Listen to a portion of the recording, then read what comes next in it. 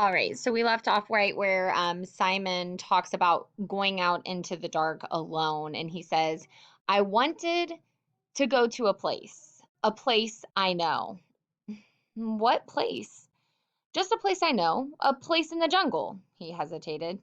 Jack settled the question for them with that contempt in his voice that could sound so funny and so final. He was taken short. With a feeling of humiliation on Simon's behalf, Ralph took back the conch, looking Simon sternly in the face as he did so. Well, don't do it again. Understand? Not at night. There's enough silly talk about beasts without the little uns seeing you gliding about like a derisive laughter that rose had fear in it and condemnation. Simon opened his mouth to speak, but Ralph had the conch, so he backed to his seat. When the assembly was silent, Ralph turned to Piggy.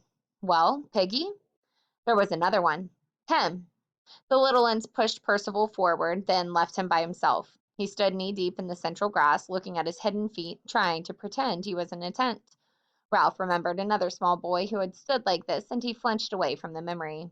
He had pushed the thought down and out of sight, where only some positive reminder like this could bring it to the surface. There had been no further numberings of the little uns, partly because there was no means of ensuring that all of them were accounted for, and partly because Ralph knew the answer to at least one question Piggy had asked on the mountain top. There were little boys, fair, dark, freckled, and all dirty, but their faces were all dreadfully free of major blemishes. No one had seen the mulberry-colored birthmark again.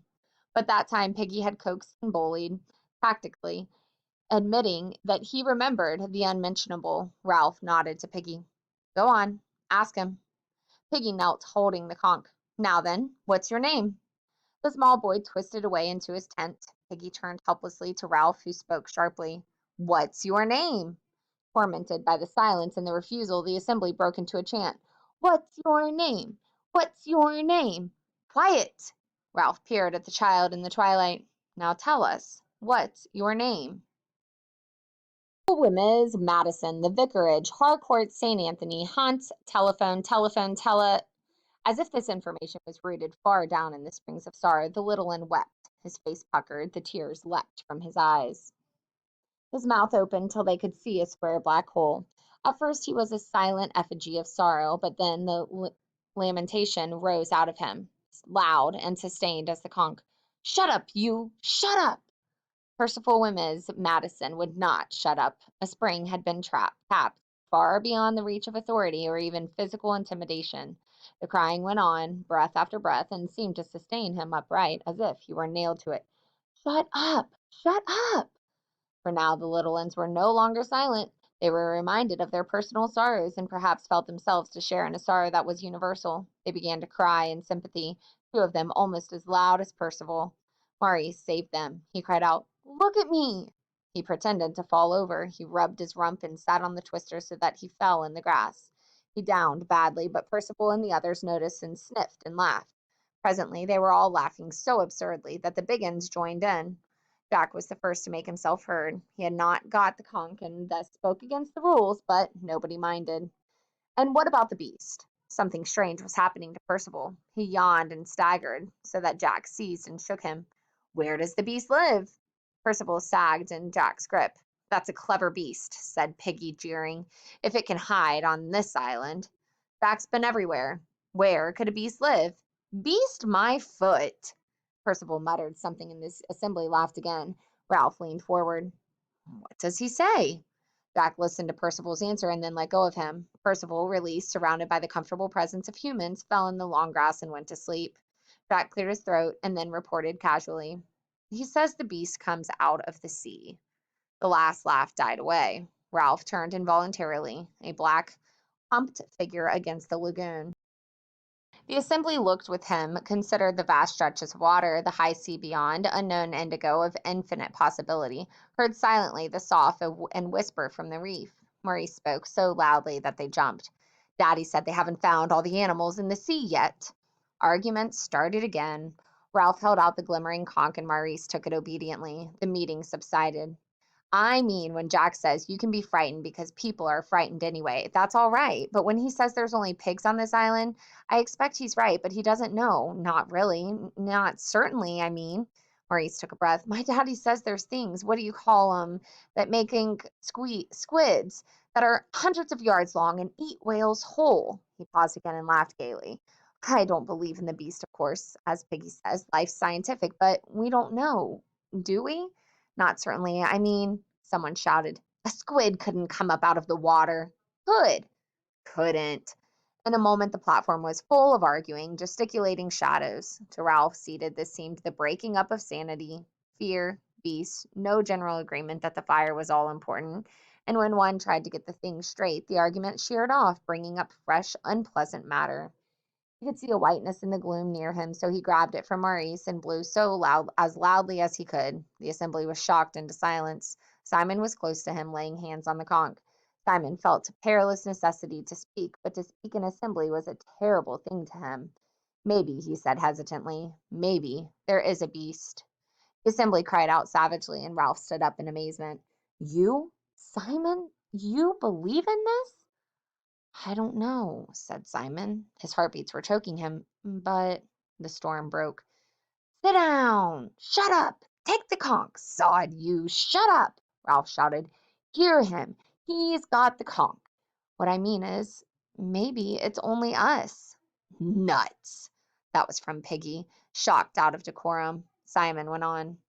We could be sort of. Simon became inarticulate in his effort to express mankind's essential illness. Inspiration came to him. What's the dirtiest thing there is? As an answer, Jack dropped into the uncomprehending silence that followed it. The one crude expressive syllable, release, was immense. Those little ones who had climbed back on the twister fell off again and did not mind. The hunters were screaming with delight. Simon's effort fell about him in ruins. The laughter beat him cruelly, and he shrank away defenseless into his seat. At last the assembly was silent again. Someone spoke out of turn. Maybe he means it's some sort of ghost. Ralph lifted the conch and peered into the gloom.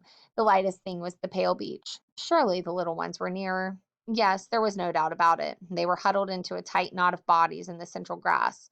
A flurry of wind made the palms talk, and the noise seemed very loud now that darkness and silence made it so noticeable. Two gray trunks rubbed each other with an evil speaking that no one had noticed by day. Piggy took the conch out of his hands. His voice was indignant. I don't believe in no ghosts, ever. Jack was up too, unaccountably angry. Who cares what you believe, fatty? I got the conch. There was the sound of a brief tussle, and the conch moved to and fro. You, give me the conch back. Ralph pushed between them and got a thump on the chest. He wrestled the conch from someone and sat down breathlessly. There's too much talk about ghosts. Gotta have left all this for daylight. Hushed, an anonymous voice broke in. Perhaps that's what the beast is. A ghost. The assembly was shaken as by a wind. There's too much talking out of turn, Ralph said, because we can't have proper assemblies if you don't stick to the rules. He stopped again. The careful plan of this assembly had broken down. What do you want me to say then? I was wrong to call this assembly so late? We'll have a vote then on them, on ghosts, I mean, and then go to the shelters because we're all tired. No. Jack, is it? Wait a minute. I'll say here and now what I don't believe in ghosts, or I don't think I do, but I don't like the thought of them. Not now that is, in the dark, but we were going to decide what's what. He raised the conch for a moment. Very well then. I suppose what's what is whether there are ghosts or not. He thought for a moment, formulating the question, who thinks there may be ghosts? For a long time there was silence and no apparent movement. Then Ralph peered into the gloom and made out the hands. He spoke flatly. I see. The world, that understandable, that and lawful world, was slipping away. Once there was this and that, and now, and the ship had gone. The conch was snatched from his hands, and Piggy's voice shrilled. I didn't vote for no ghosts. He whirled round on the assembly. Remember that, all of you. They heard him stomp. What are we, humans or animals or savages? What's grown-ups going to think? Going off, hunting pigs, letting fires out, and now. A shadow fronted him tempestuously. You shut up, you fat slug. There was a moment's struggle, and the glimmering conch jigged up and down. Ralph leapt to his feet. Jack, you haven't got the conch. Let him speak. Jack's face swam near him. And you shut up. Who are you anyway, sitting there telling people what to do? You can't hunt, you can't sing. I'm chief. I was chosen. Why should choosing make any difference? Just giving orders that don't make any sense. Piggy's got the conch. That's right. Favor Piggy as you always do. Jack! Jack's voice sounded in bitter mimicry. Jack! Jack! The rules, shouted Ralph. You're breaking the rules. Who cares? Summoned his wits. Because the rules are the only thing we've got. But Jack was shouting against him. Bollocks to the rules. We're strong. We hunt. If there's a beast, we'll hunt it down. We'll close in and beat and beat and beat. He gave a wild whoop and leapt down to the pale sand. At once the platform was full of noise and excitement, scrambling, screams, and laughter. The assembly shredded away and became a discursive and random scatter from the palms to the water and away along the beach, beyond night sight. Ralph found his cheek touching the conch and took it from Piggy.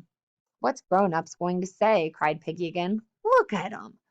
The sound of mock hunting, hysterical laughter, and real terror came from the beach. Blow the conch, Ralph. Piggy was so close that Ralph could see the glint of his one glass. There's the fire. Can't they see? You got to be tough now. Make 'em do what you want. Ralph answered in the cautious voice of one who rehearses a theorem. If I blow the conch and they don't come back, then we've had it.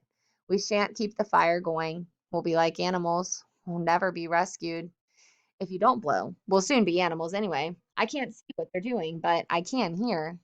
The dispersed figures had come together on the sand and were a dense black mass that revolved. They were chanting something, and little ends that had had enough were staggering away, howling. Ralph raised the conch to his lips and then lowered it.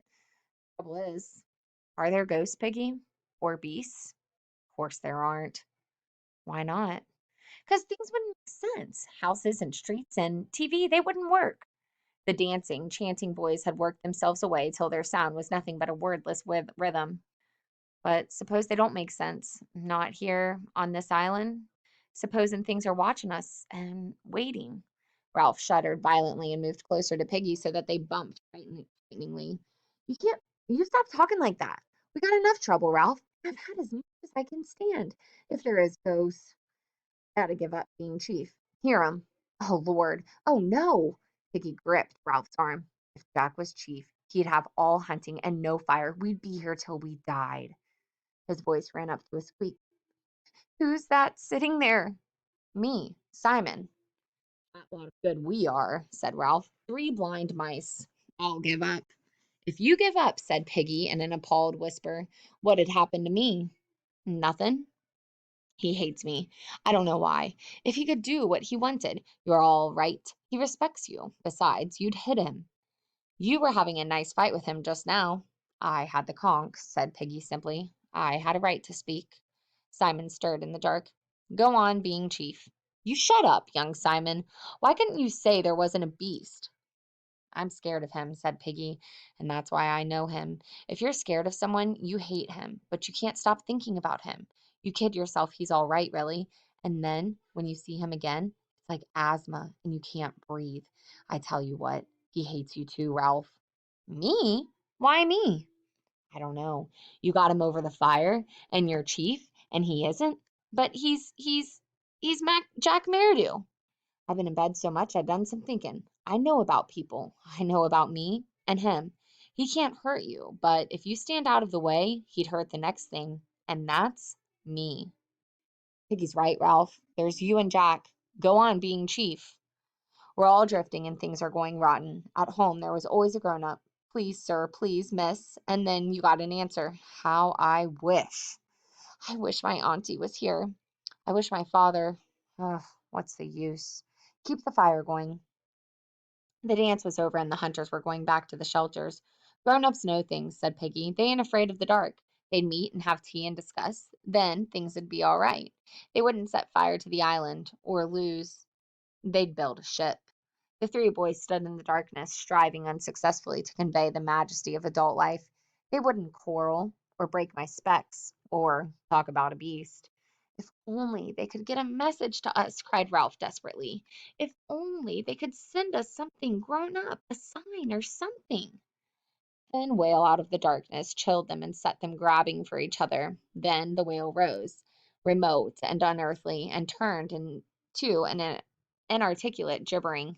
Percival Wemyss Madison of the vicarage, Harcourt St. Anthony, lying in the long grass, was living through circumstances in which the incantation of his address was powerless to help him.